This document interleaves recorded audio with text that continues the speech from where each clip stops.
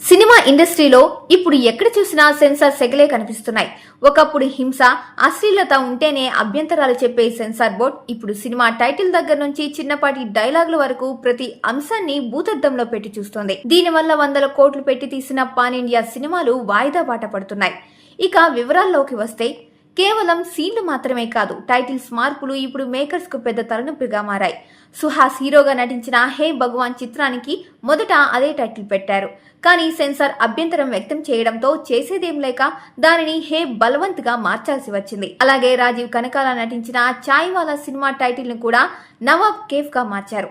దైవ నామాలతో ఉన్న టైటిల్ ను మార్చకపోతే ఏ సర్టిఫికెట్ ఇస్తామని బోర్డు తేల్చి చెప్పడంతో మేకర్స్ తప్పనిసరి పరిస్థితుల్లో పేర్లు మార్చుకుంటున్నారు. సరస్వతి అనే సినిమాను ఎస్ సరస్వతిగా మార్చిన తర్వాతే సెన్సార్ పూర్తి చేసింది. ఇక బాలీవుడ్ లో సెన్సార్ వివాదాలు మరీ ముదురుతున్నాయి. దేశవ్యాప్తంగా చర్చనీయాంశమైన ది కేరళ స్టోరీ 2 చిత్రానికి సెన్సార్ బోర్డు ఏకంగా 16 కట్స్ విధించింది. నివిడిని సగానికి తగ్గించాలని ఆదేశించడంతో మేకర్ షాక్ తిన్నారు. మరోవైపు దిల్జిత్ దోసాంజ్ నటించిన పంజాబ్ 95 చిత్రానికి ఏకంగా 120కి పైగా కట్ సూచించడమే కాకుండా టైటిల్ కూడా మార్చాలని బోర్డు మొండికేసింది. దీనివల్ల ఈ సినిమాల విడుదలలు ఇంకా వాయిదాలు పడుతూనే ఉన్నాయి. కాలీవుడ్ స్టార్ విజయ్ నటించిన జననాయగన్ సినిమా కూడా సెన్సార్ సెగ తగిలింది. రాజకీయ సెటైర్లు, డైలాగుల వల్ల సర్టిఫికెట్ జారీలో జాప్యం జరుగుతోంది.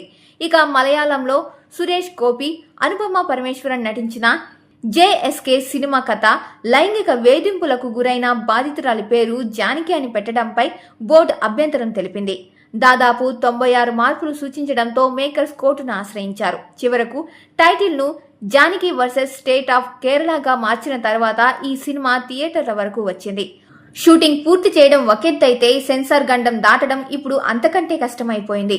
ఒకవైపు ఓటీటీ సెన్సార్ లేకపోయినా థియేటర్ సినిమాలపైనే ఈ ప్రతాపం ఏంటని నిర్మాతలు ఆవేదన వ్యక్తం చేస్తున్నారు. మరిన్ని సినిమా అప్డేట్స్ కోసం చూస్తూనే ఉండండి.